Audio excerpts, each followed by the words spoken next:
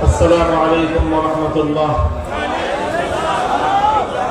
الحمد لله رب العالمين الرحمن الرحيم، والصلاة والسلام على سيد الأنبياء والمرسلين وعلى آله وأصحابه ومن تبعهم أجمعين. أعوذ بالله من الشيطان الرجيم. بسم الله الرحمن الرحيم. واعتصموا بحبل الله جميعا ولا تفرقوا. صدق الله العظيم.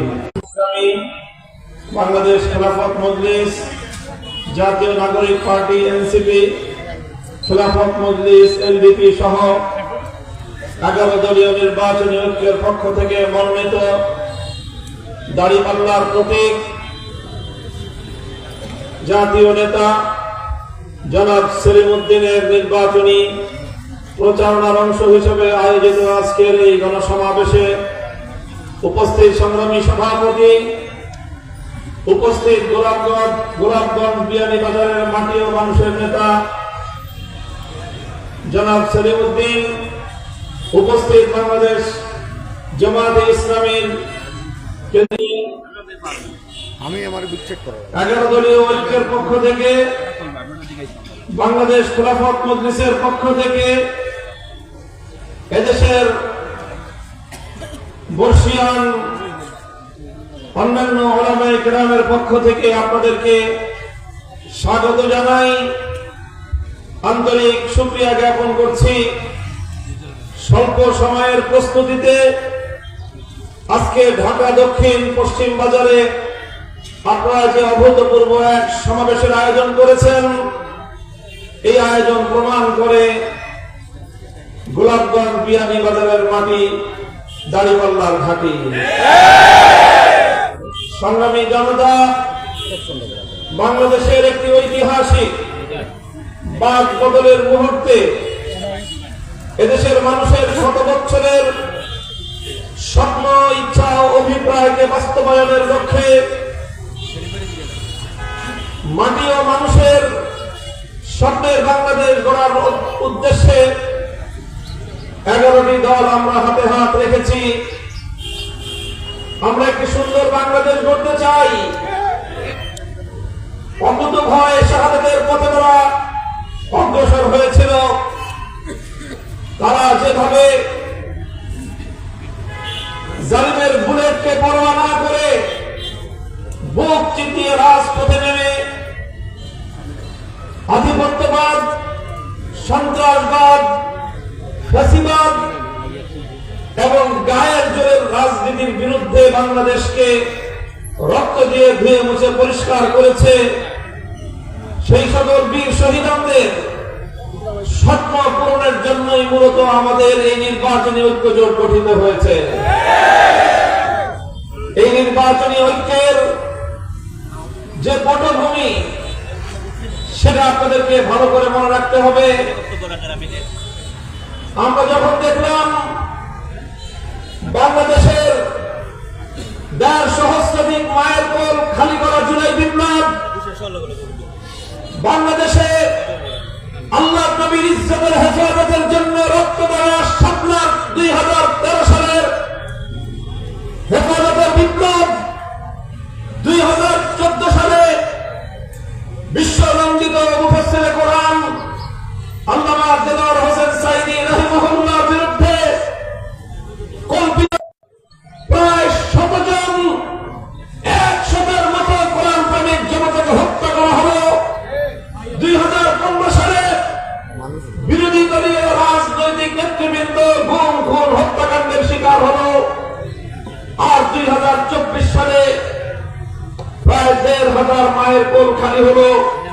এত রক্ত, এত শাহাদাত, এত আত্মত্যাগ, এত শহীদের বিনিময়ে যদি আমরা বৈষম্যহীন বাংলাদেশ গড়তে না পারি, যদি আমরা ফ্যাসিবাদের দুয়ার বন্ধ করতে না পারি, যদি আবার বাংলাদেশ চাঁদাবাজ লুটেরাদের দখলে চলে যায়, হিসেবে চিহ্নিত হয়ে যাবে।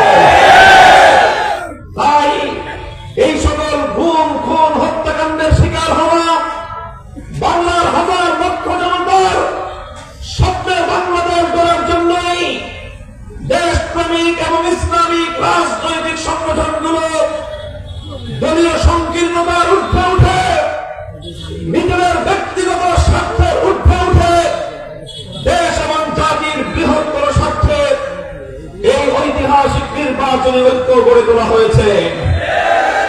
আমি দাক্ষিণাত্যের ভাষায় ধর্মীয় সম্প্রীতির বাংলাদেশ গড়তে চাই। দুর্বলের উপর সবলের কোন জোর চলবে না।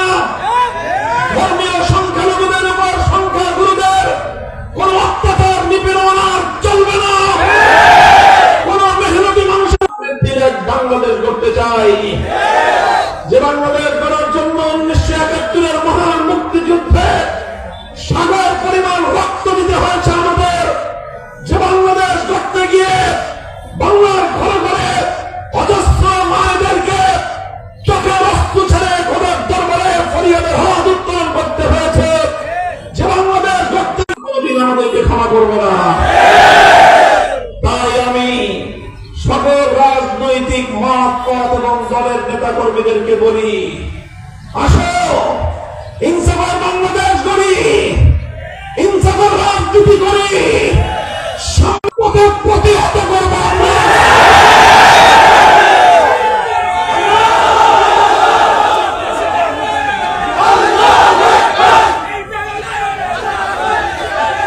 সংগ্রামী গোলাপগঞ্জ বিয়ানীবাজার এলাকাবাসী, সিলেট 6-এর ধর্ম বর্ণ দল মত নির্বিশেষে সমবেত আমার প্রাণ প্রিয় দেশবাসী এলাকাবাসী,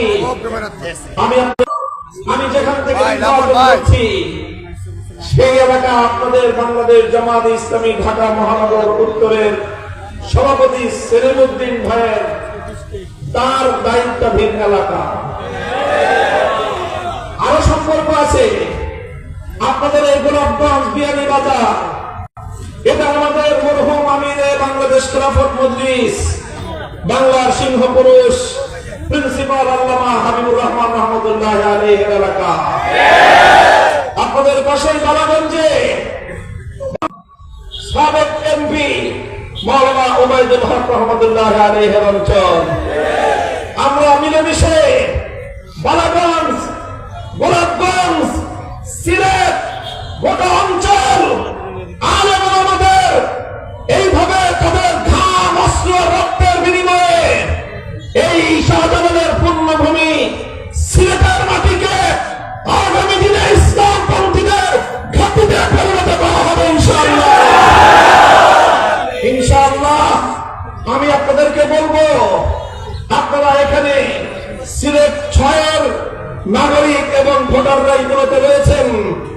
পাশাপাশি আপনাদের যাদের যেখানে আছে এই সিলেট জেলার 3টি আসনে দাঁড়িপাল্লা, 2 আসনে দেয়াল ঘড়ি আর 1 আসনে রিক্সা চলছে, আপনারা পরস্পর সৌহার্দ্য হবে। আমাদের ঐক্য বাংলাদেশকে রক্ষা রাখতে, আমাদের ঐক্য সুন্দর বাংলাদেশ, একটি নিরাপদ বাংলাদেশ গড়বার ঐক্য।